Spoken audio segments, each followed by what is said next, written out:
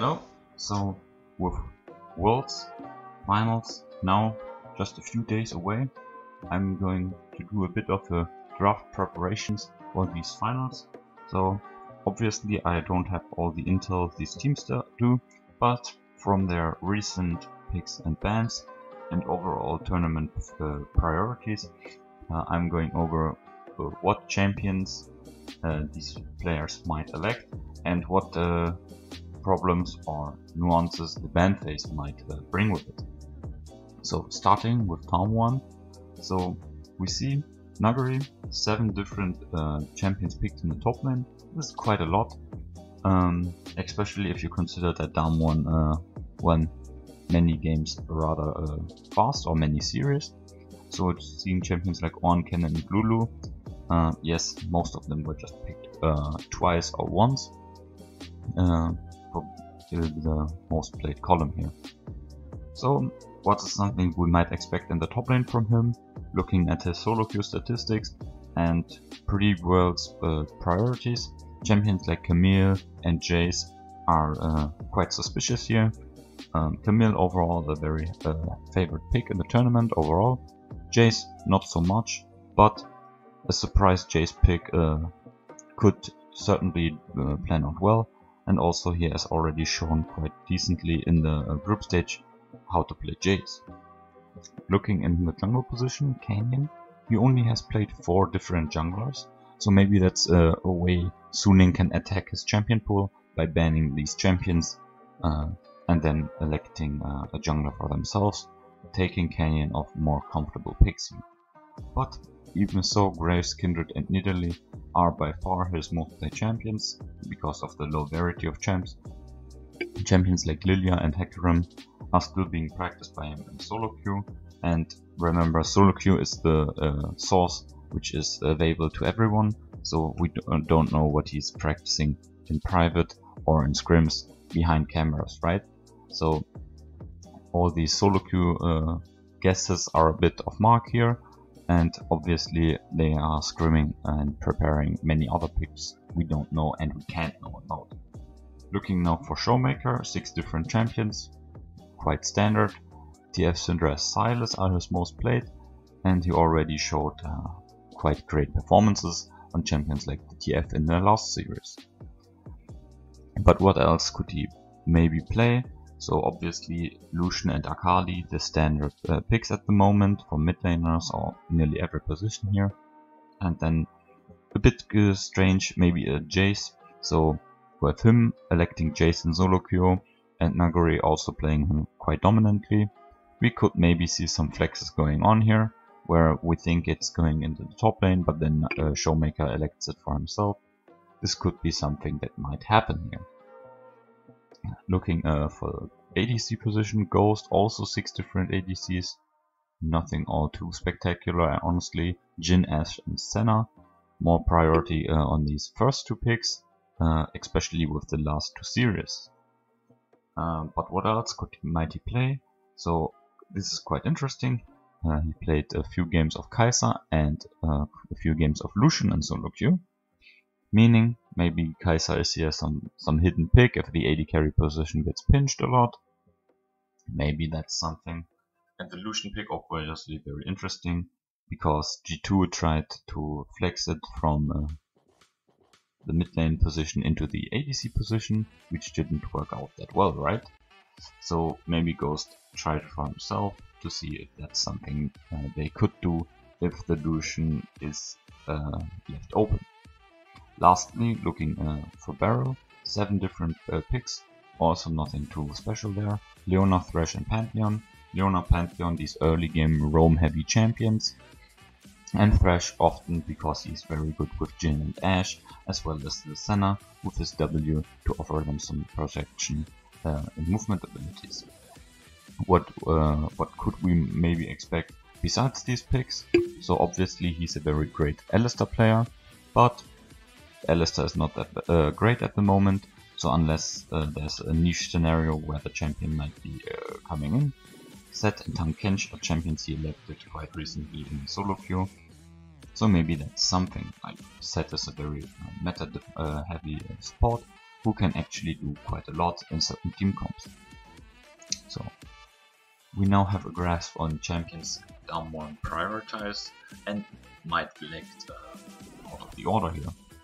Looking at their ban strategies, they're quite unique in that. So they're not just banning OP champions, especially in the G2 series. They didn't elect to ban any of these OP picks or most banned champions, right? They were just banning for their opponent, target banning, or preparing bans for picks that they will later elect. And this forced G2 somewhat to force to ban these OP picks like Lucian on blue side, which obviously hinders their draft abilities. But it also shows if people just handshake this by down one. It also shows that they're not that confident on these OP picks themselves. So banning Lucian on blue side if the enemy, if the opponent doesn't ban it on red side, just shows that you're not comfortable on the pick yourself. And yeah, even leaving Lucian open as they're not banning him, with G2 getting him in one game, but not really being able to do much with him. Yeah, so down one is very confident in their abilities, so leaving every OP champion open, so if the enemy is not banning them, they're just fine with getting one or two of them themselves. So yeah, that's a problem for Suning, but going over Suning's players first here, starting in the top lane, Bin has elected 9 different champions in top. That's quite a lot of different champions. Yes, he has played more games than Nuguri, for example, because he has longer splits, but still, very diverse champion pool in the top lane will be very hard if down one tries to pinch his pool there in any serious shape or form. GP, Jax and Renekton having great performances with the GP, getting some Jax counter picks here and there, and the standard Renekton to just Renekton around. Nothing too strange here. Just looking at the matchup against Nuguri, Born, Ken and Lulu against GP, Jax, Renekton. Yeah, both have some picks against each other in certain scenarios. Camille and Jace are also champions he is electing in solo queue at the moment, but he's not playing all that much solo queue since 3 days. So he's probably practicing off camera at the moment.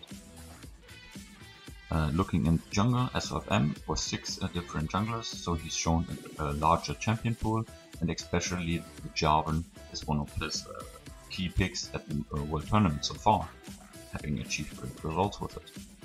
Other champions who he's obviously known for is Lee Sin, especially in the TS series.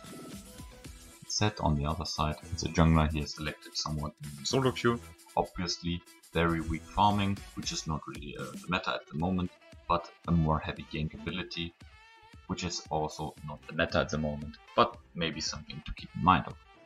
Angel in the mid lane, also 7 different champions, nothing too special. 6-7 is the average, everything below or above that by a substantial amount is noteworthy. So seeing Galio, Syndra and Zoe, Galio a very interesting pick, as he's not really offering all that much damage, but he's obviously better in following and protecting his jungler than the standard mid laner. Syndra, a very strong pick at the moment, offering much utility in many aspects. I've already talked a lot about her in draft reviews prior to this. Zoe, for him personally, a very strong pick, where she's had very great performances in the LPL as well. So looking at his solo queue, obviously Akali and Lucian, as everyone should be able to play these champions, and then we might see some Orianna from him, but he's more or less focusing around Syndra, Zoe, Akali and Lucian, so I'm not really sure if we're going to see a diversion from this. In the AD carry position, Huanfeng also 6 different champions, more focusing on Ezreal, Jhin and Ashe. We see with Jhin, Ashe a shared champion pool with Ghosts most played, but the Senna and the Ezreal are the obvious outliers and differences between the two. Seeing Ezreal actually in a most played position, well, this tells us quite something, because what does Ezreal do?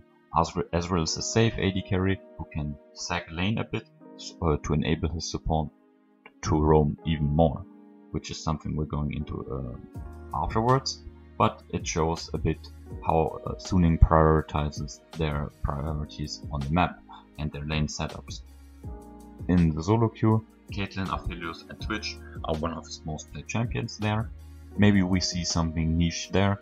Caitlyn is actually a very strong pick at the moment if the teams elect to play around it and enable it in draft. So Caitlyn is not just something you can just pick on just blindly, because she obviously has her weaknesses, but it's a like B tier, A tier AD carry at the moment.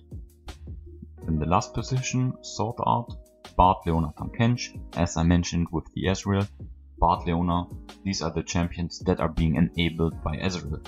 Sword Art's heavy roaming style and coordination with SOFM is very strong, and champions like Bard and Leona even further enable his playstyle. So yeah, these roaming champions are obviously where he's quite known for. Similar story with Beryl, who shares Leona as one of his key picks. In solo queue he elected some Rakan and Nautilus, which is more team fighting and more early priority, keeping the support pool quite large because you don't want to get banned out. So yeah, but these champions are not very special or noteworthy. It's just something different. The Rakan going for more team fighting, which is actually something Suning likes to do. Suning is not that fast in comparison to down one especially, so more team fighting or scaling champions like Tahm-Kench or Rakan are maybe something Suning needs to pick if they think, yeah, let's go a scale for late game, which I would not recommend, but maybe this is something they're preparing for. In the ban phase, noteworthy for them are two things. They ban Lucian on either side, so either blue or red side, and yeah, that's quite bad, because okay, maybe you want to ban it on red side because you don't want the enemy to get it, which is completely understandable as it is very strong, but to not even try to get it on blue side just shows that you're unable to play the champion, which is quite strange with Angel having so many games on him in solo queue. So I'm not really understanding why they are electing this. Probably it's because SOFM is not able to play around a Lucian all that well, but that's just my guess. It's just very strange to come to the World Finals and still not be able to perform with Lucian or just ban him outright. Additionally, Caitlyn on blue side is also a pick they banned quite frequently, not that much obviously, but in a few games here and there, so maybe they fear Caitlyn's counter pick ability, so they're taking it away from the red side team. Lastly for them, Ornn, so not sure if you're following that, Bin played 2 Ornn games in his last 40 games, which is very few considering how strong Ornn is in the meta and how much the other teams are playing him. Like for Nuguri, Ornn is his most played champion at Worlds at the moment. Yes, he played many different champions, but still Ornn is one he's come back to quite frequently.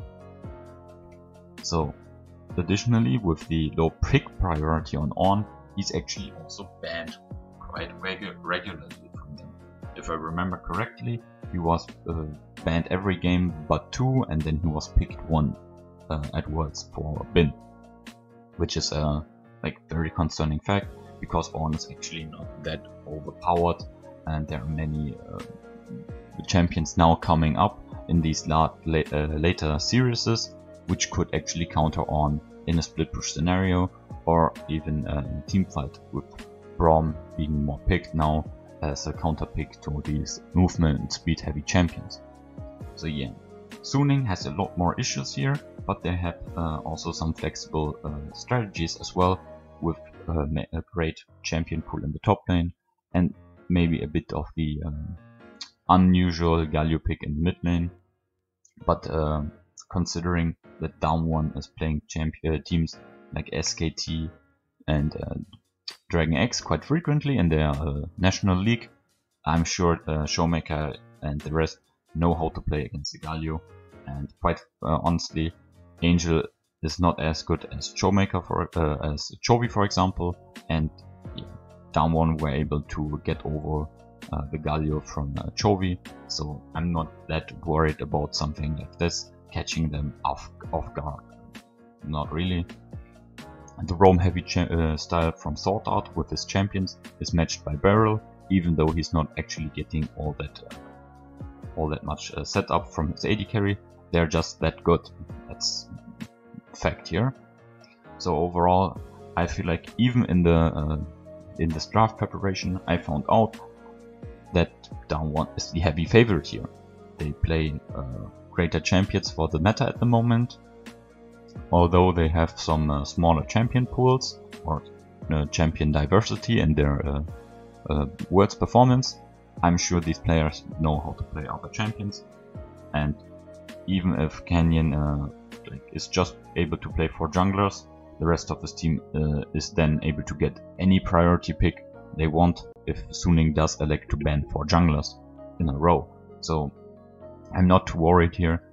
The ban phase then, like Suning not able to play Lucian, this ban priority on Ornn as well, it's just very strange, and I'm sure down 1 will figure this out and is able to punish them accordingly.